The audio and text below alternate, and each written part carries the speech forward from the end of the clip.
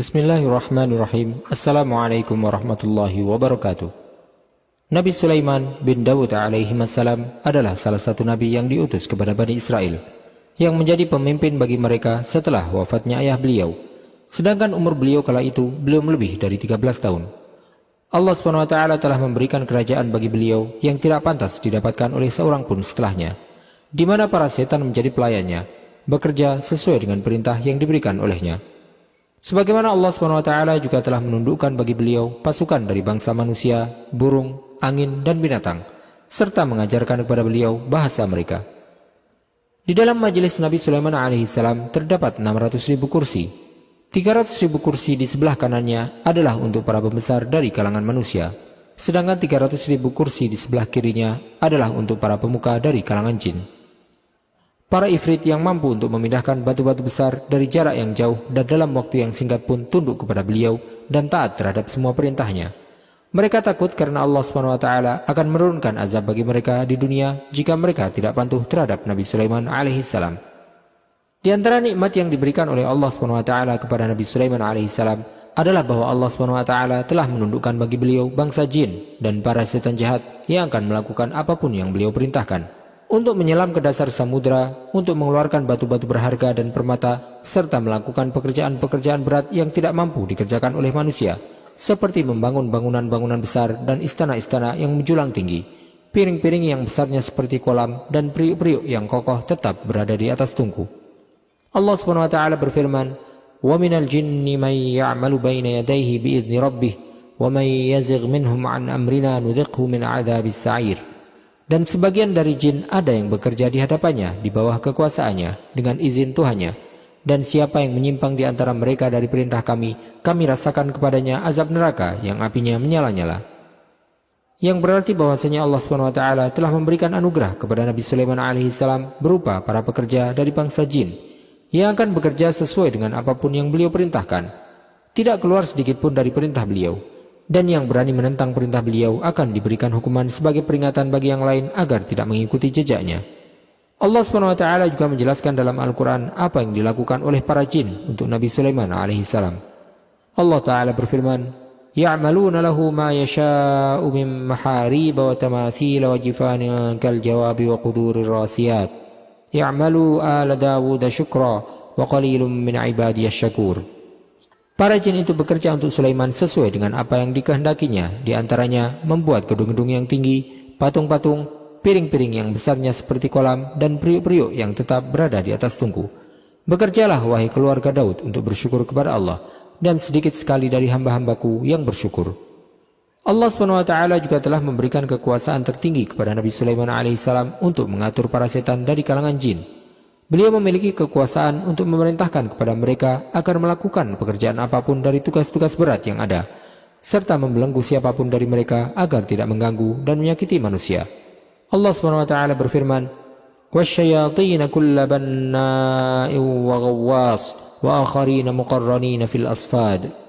Dan kami tundukkan pula kepadanya setan-setan, semuanya ahli bangunan dan penyelam, dan setan yang lain yang terikat dalam belenggu. Ketika Nabi Sulaiman alaihissalam wafat, tidak ada seorang pun dari kalangan manusia ataupun jin yang mengetahui tentang wafatnya beliau, kecuali setelah terlewat waktu 1 tahun setelahnya, sebagaimana yang disebutkan oleh sebagian ulama. Selama waktu tersebut, Nabi Sulaiman alaihissalam tetap berdiri, bersandarkan pada tongkatnya, sementara para jin masih tetap bekerja melakukan tugas-tugas yang diberikan kepada mereka, tanpa mengetahui bahwa beliau telah wafat. Bagaimanakah Nabi Sulaiman alaihissalam wafat? Dan kenapa Allah SWT menyembunyikan tentang wafatnya Nabi Sulaiman alaihissalam? Silahkan simak video ini sampai selesai untuk mendapatkan jawabannya.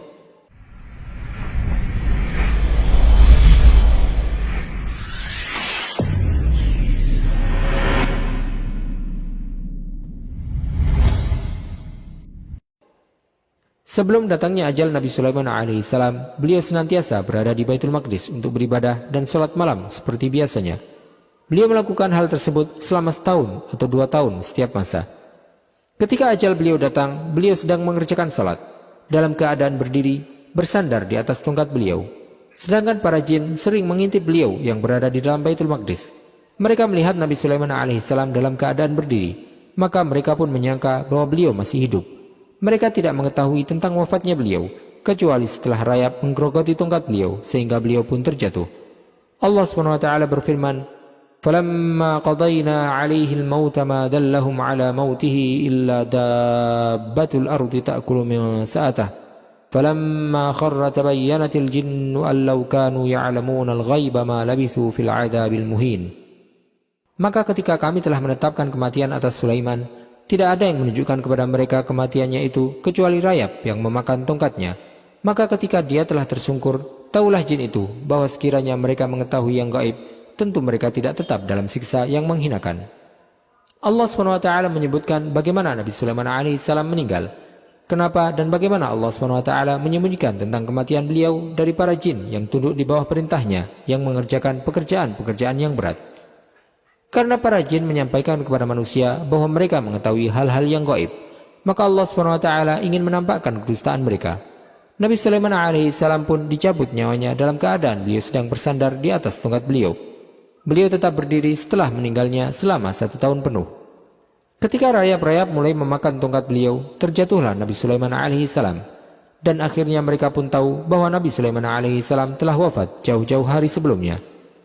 Para jin dan manusia pun akhirnya menyadari bahwasanya jin tidak mengetahui hal-hal yang gaib, sebagaimana yang mereka sangka dan juga mereka sampaikan kepada manusia. Imam Al-Qurtubi menyebutkan dalam tafsirnya bahwasanya yang pertama kali membangun Baitul Maqdis adalah Nabi Daud alaihissalam. Tetapi beliau wafat sebelum menyelesaikan pembangunannya. Maka beliau pun berwasiat kepada Nabi Sulaiman alaihissalam untuk menyelesaikan pembangunan Baitul Maqdis.